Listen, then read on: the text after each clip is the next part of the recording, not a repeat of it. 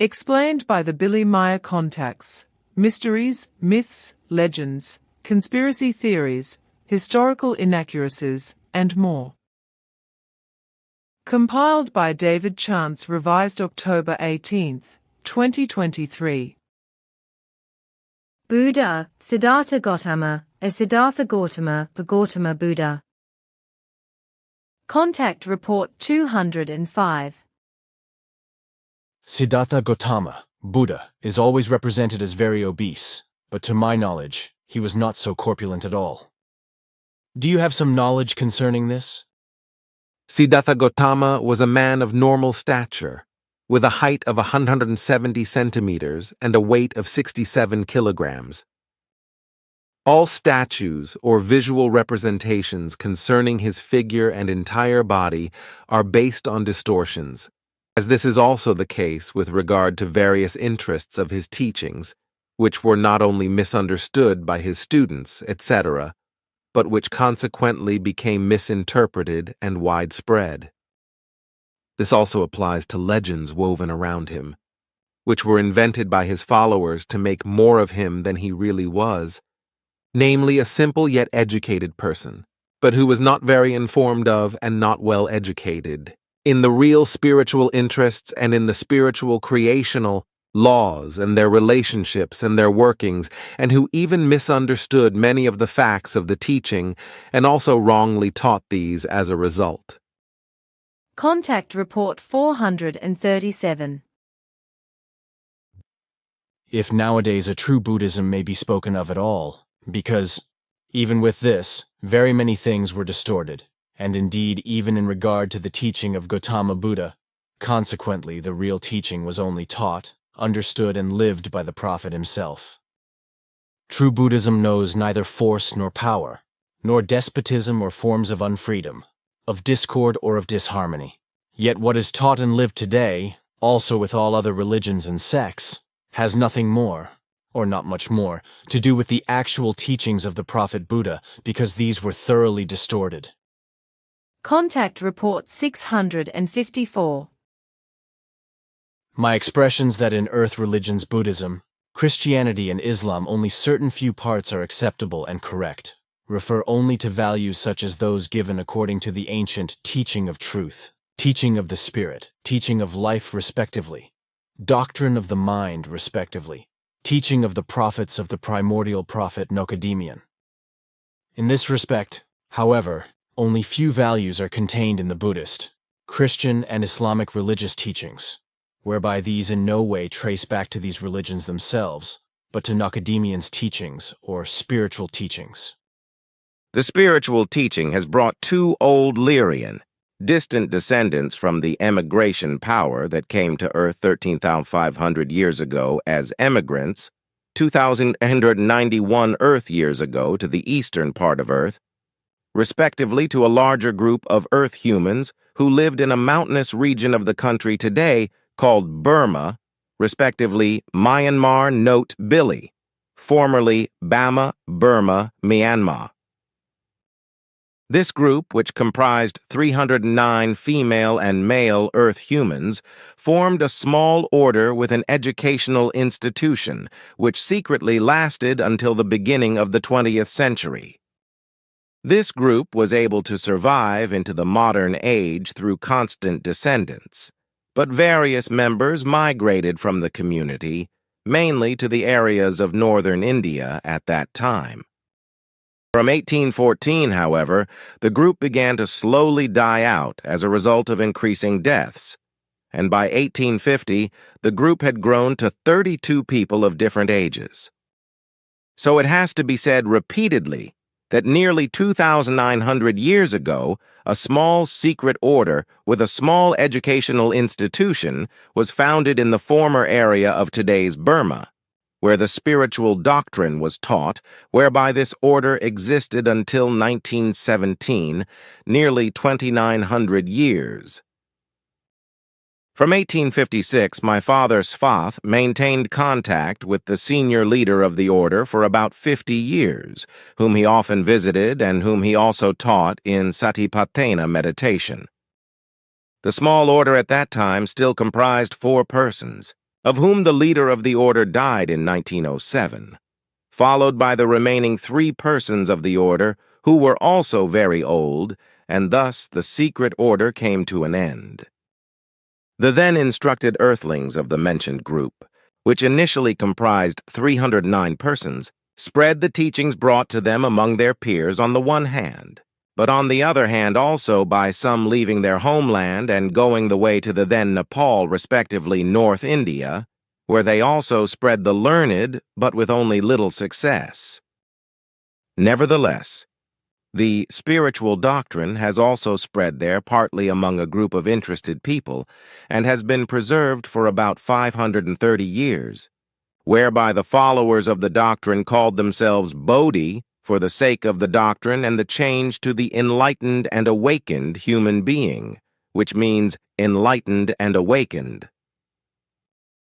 The teaching was received and then also learned by Siddhattha Gautama, that is to say, Siddhartha Gautama, but was not understood by him, and transformed at his own discretion into a completely strange and unrealistic, false teaching, whereby he integrated various good values of the spiritual teaching into his fantasy teaching.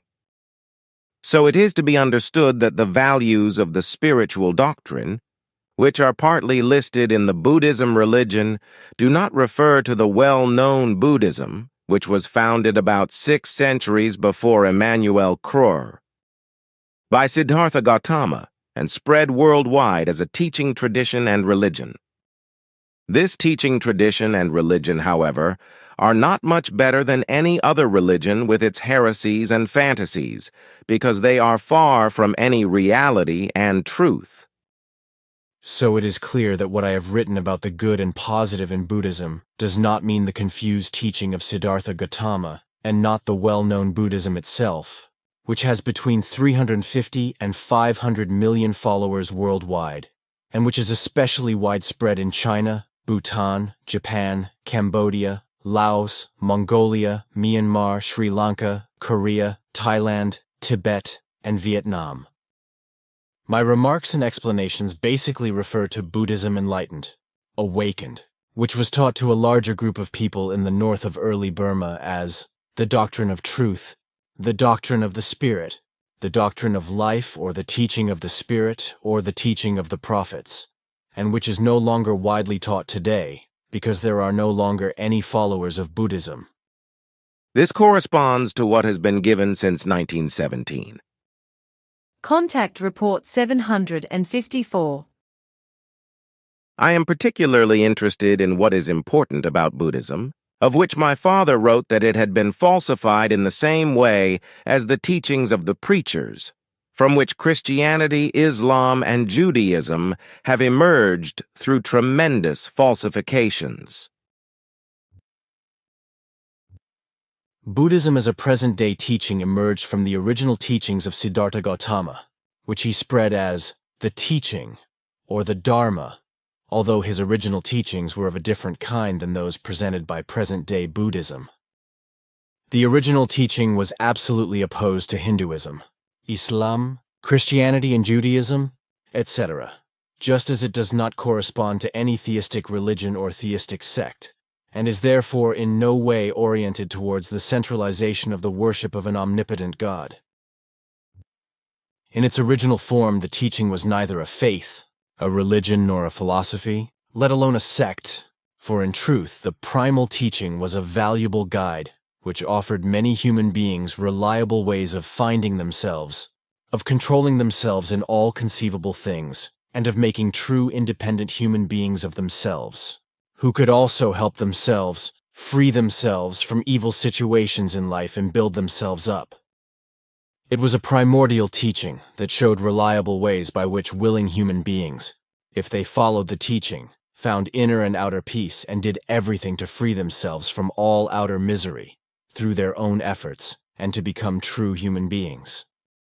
So the teaching of Siddhartha Gautama at that time was also about,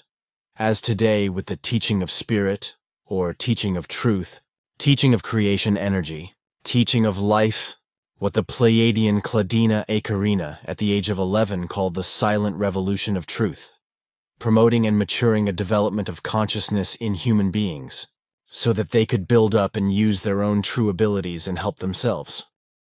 This was the basis of the teachings of Siddhartha Gautama, called Buddha by the people, whose life story, teachings, and his work, etc., were already completely falsified during his lifetime by antagonists, know-it-alls, misinterpretations, and sect founders, in order to be falsified even further after his death, whereby splinterings from the original teaching also took place, which can be called Buddhist sects, because the basic teachings of Siddhartha Gautama have been changed and distorted to the point of hatred against fellow human beings and those of other faiths, resulting in persecution, expulsion, murder, manslaughter, massacre, destruction, and war.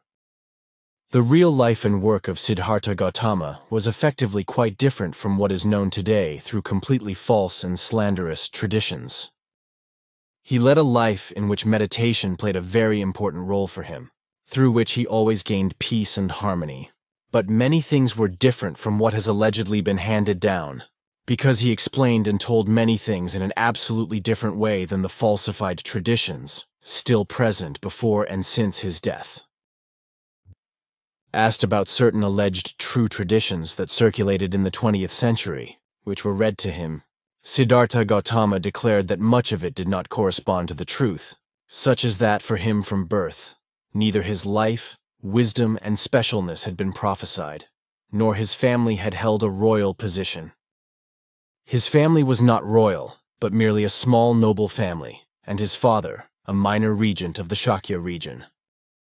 His own family consisted of his wife Yasodhara, a lowly noblewoman, his son Rahula, as well as 4 daughters named Hasita, Abhaya, Jnana, and Garima, all of whom he loved and respected,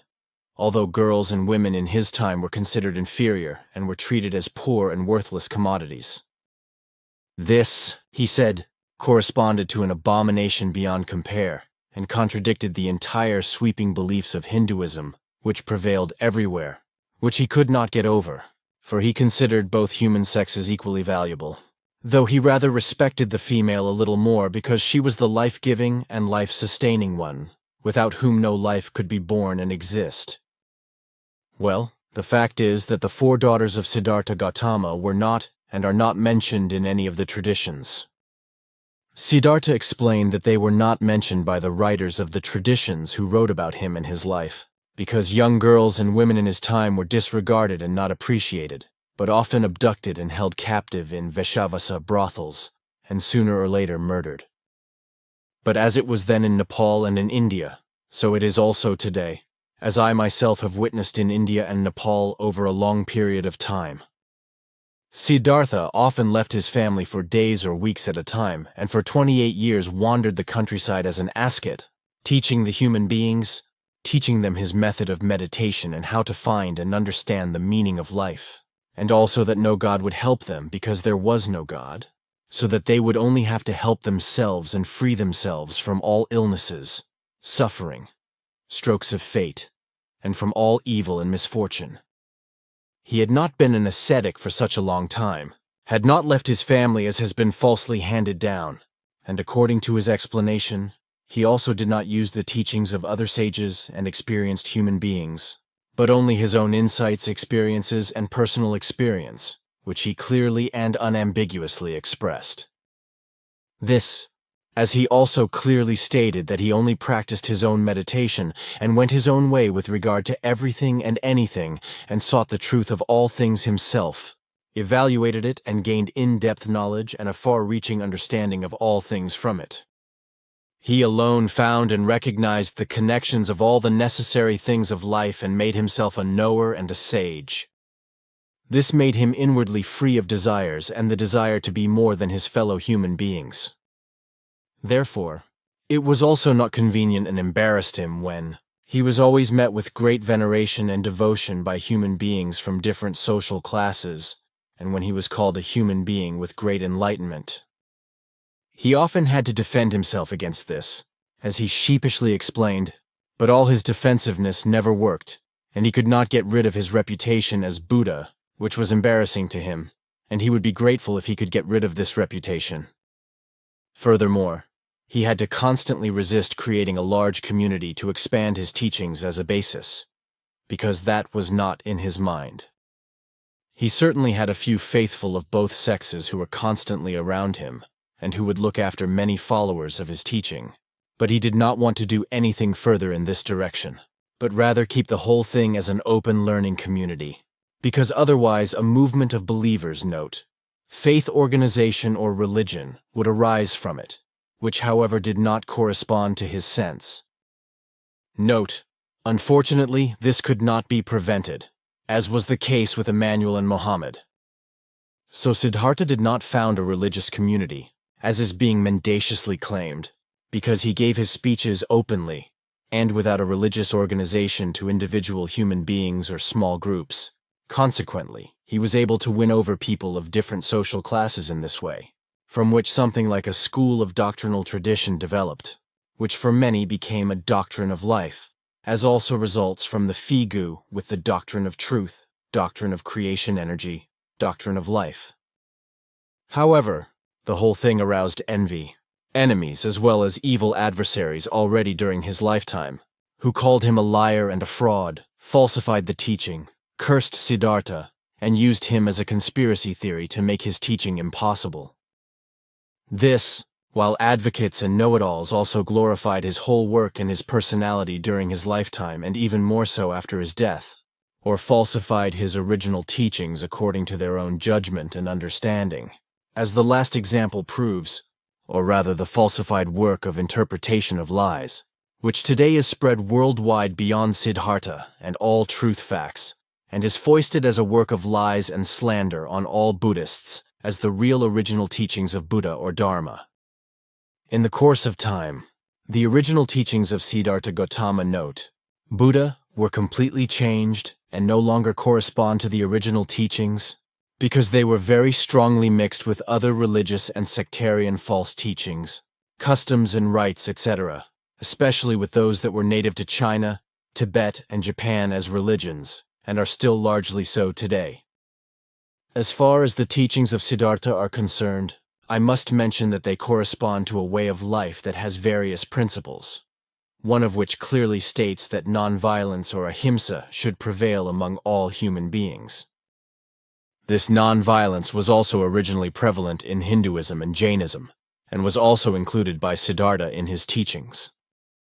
And he did this, as he explained, which was completely correct, and which is also fundamentally represented and taught by our figu with the teaching of truth, teaching of creation energy, teaching of life. Because he saw how the human beings and all living beings were mistreated wickedly and violently by the rulers and the people against the rules of Hinduism and Jainism, and consequently also human beings were killed by all kinds of incidents. And this also happened with regard to many other living beings who were killed senselessly and only for pleasure, etc. And this was the reason for him to list in his teachings an ethical or between good and evil distinguishing action and behavior, which was indispensable and to be followed in order to be a just and true human being. And in this important rule to be observed and also to be fulfilled by human beings, as Siddhartha expressly emphasized, which I still remember well, it was also included that a very special attention and mindfulness was to be paid to all value attitudes in order to give satisfaction to the perception of responsibility, integrity, as well as sustainability with regard to the necessary respect. This is the only way to ensure justice, transparency, and the cooperative coexistence of human beings and, in particular, the bearing of joint responsibility for general group-related and public and social concerns and needs, etc. The whole thing is to be done in full. The whole thing is fully and inevitably important, because only through this can the functioning of all ecosystems, the planet, nature, and all its living beings of all genera and species of fauna and flora be guaranteed.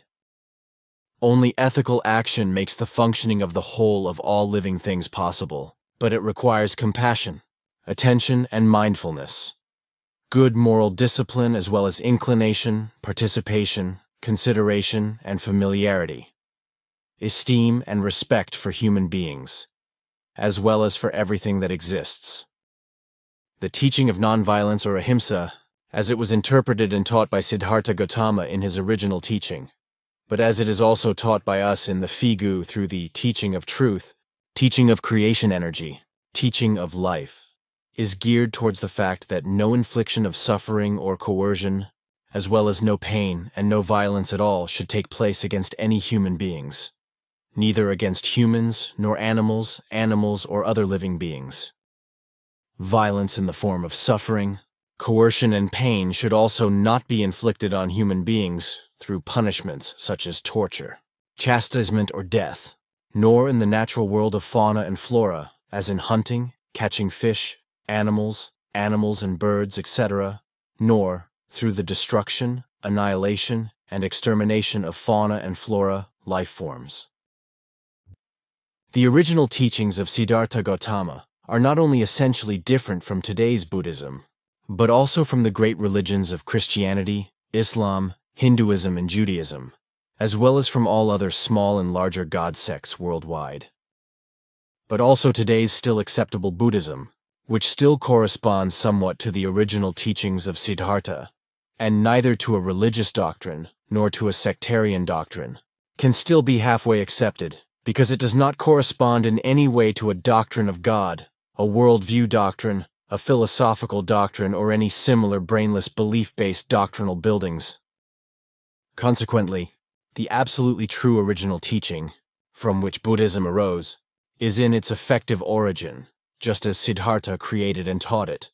not a matter of faith or belief, but a teaching of the correct way of life, teaching of self-knowledge, teaching of experience, and teaching of self-development, with the aim of mental evolution and the use of understanding, reason, and correct mastery of life in every respect. Note: Siddhartha Gautama was born in Nepal in Lumbini in 563 BC as a Hindu whose biological mother was Maya, note, who is called Gutrulma in Tibet, but also Maya Devi and Mahamaya elsewhere, and biological father was the regent Shuddhodana Gautama. Siddhartha himself was married to Yasodhara and had a son with her, whom they named Rahula. Siddhartha Gautama died at the age of 80 years anno 483 BC at Kushinagar in India. As Siddhartha himself said, when he was 63 years old, already as a 14-year-old boy, he recognized through his observations a tremendous amount of misery, such as, among many other things, that very many human beings in all areas suffered from various diseases, as well as from loneliness or from terrible strokes of fate, lived in the most bitter poverty and starved, which all could only cope with difficulty. He further said that he had also observed how, in contrast to this, the healthy, well-fed and wealthy rich, contrary to all humanity, exploited the common people, kept many human beings as serfs, mistreated them, and were completely indifferent to all happenings, health problems, epidemic problems, hunger, and the general unworthiness of life. The rich and otherwise wealthy were said to be very spoiled human beings, afflicted with discontent, hatred, envy, or greed, as well as with vices, addictions, and pleasure-seeking, and many were also said to be completely afflicted with ruthlessness and lack of conscience towards the common people, indulging and doing only the very best for themselves, and bringing and spreading absolutely nothing but mischief to their fellow human beings. What Siddhartha told about this was indeed true, and continued for a long time before minor improvements occurred, but only as a result of parts of the population following his teachings, which he had worked out in 7 years, and began to spread at the age of 21, after he had picked himself up by his own strength and use of intellect and reason, and learned a great deal. His newly created teachings led to better living conditions for many human beings who became his followers, as he said, while others, however, who did not make an effort to follow his teachings, became more and more rotten and lived a miserable existence in slums. Siddhartha explained that he had learned to teach and control himself by immersing himself deeply in meditative thought, through which he had found the path to himself, which, as a result of being called Buddha by his followers, he then called his teaching the Buddhist path. In this way and through his meditation, he had been able to find himself and his way, to free himself from all suffering, as well as to work out and create his teaching, through which he had also been able to expand the possibility of also being able to show human beings the way to a better life in the same way, so that they too could recognize themselves and their own power and ability, and find their way out of their suffering and lead a normal life again. This, at any rate, was his speech, according to which he also lived and led a modest life, also approaching his fellow human beings with sincere devotion, pleasing them, treating everyone equally and doing them good, without in any way judging them in terms of their religion, faith, appearance, social status, morality or behavior, etc., or despising them or treating them differently from anyone else in their dealings. The work and conduct of Siddhartha Gautama led him to further knowledge of many things, as a result of which, according to ancient belief and word, as I have already mentioned, he was called Buddha, or the Enlightened One, by the people. Siddhartha Gautama also told that he taught the human beings in depth regarding many things, passed on his insights and experiences without asking for anything in return, and taught them his teachings so that they could educate themselves personally, individually, help themselves, and free themselves from their suffering and lead a life worth living. Gratefully, however, he received from his followers voluntarily and without demand everything he needed for his livelihood, although he did not need this because he always had enough to live on from home. That was around 2500 years ago, from which, because Siddhartha was called Buddha by the people, as I have just said, Buddhism arose, to which he himself did not contribute anything willingly, but unsuccessfully resisted it, as he explained. But what Siddhartha said and explained about the allegedly unadulterated traditions up to the modern times of the 20th century corresponds to nothing but lies, deceit and slander compared to all the known and alleged facts about his teachings and his life today. The greater part of all alleged traditions correspond in truth to unparalleled untruths, which, as Siddhartha himself expressed, correspond to an unpardonable shamefulness, just as Emmanuel Trushed and Muhammad expressed themselves in a similar way about all that has been fabricated from their teachings by lies, falsifications, fraud, malice, misunderstanding, and fanaticism, etc., and has led to a delusional religion of God. Siddhartha Gautama was completely shocked when he learned what would result from his original teaching in the future of the 20th century. But after he had learned the truth, and also the day of his death, he decided during the last 17 years of his life to stand up for his teaching even more and even more vehemently, in order to possibly be able to prevent something even more detrimental. And as it is with the human beings of the earth, so it was also with Siddhartha, for he did not want to accept what was coming and held on to his opinion that he could still change some, or even everything for the good and positive through his increased and more powerful commitment to spreading his teaching. This, although he said frankly, after he had experienced the facts of the future, that he himself had experienced in his life, and knew that already during his lifetime falsifications of his teaching had circulated, and faith groups had arisen that spread his true teaching in a completely false, changed form and even teaching evil. Therefore, he could also understand that if in the future so-called true traditions were to apply to him and his teachings in the most evil way, they would no longer be more falsified than all the worst delusions. The true doctrine taught by Siddhartha Gautama, as already explained, was not a theistic religion, in contrast to the great God and God delusionist organizations Hinduism, Islam, Christianity, and Judaism. And consequently it is also in no way oriented towards a centralization of the worship of an all-powerful God. This alone distinguished Siddhartha's original teachings, from which Buddhism emerged, from the great religions of Christianity, Islam, Hinduism, and Judaism, as well as from all other small and larger religions and God sects worldwide. The falsified Buddha teachings that are still circulating today, which Siddhartha did not teach in the way that has been falsely handed down today, correspond neither to a religious teaching nor to a sectarian teaching, nor to a philosophical teaching, or to any similar belief-based doctrines. The true original teaching in its effective origin, as Siddhartha created and taught it, was not a matter of faith, as must be clearly stated and emphasized again and again, but a teaching of the correct way of life, teaching of self-awareness, and teaching of self-discovery, with the aim of the personal development of the cognitive abilities for the use of intellect, reason, as well as self-knowledge, and correct mastery of life in every correct relationship to life. The essence of Siddhartha Gautama's primordial teaching is to be summarized as profound thought work related to meditation and mindfulness and attention regarding the qualities of inner peace, as well as to harmony, righteousness, and to respect for life, love, righteousness, being human, and wisdom. However, what Siddhartha did not consider in his method of meditation, and also what has not been taught or its further values mentioned in any Buddhist meditation teachings or elsewhere in other foreign teachings since then, is the mother of all meditations, which is the main factor of all learning, namely the actual meditation basic factor.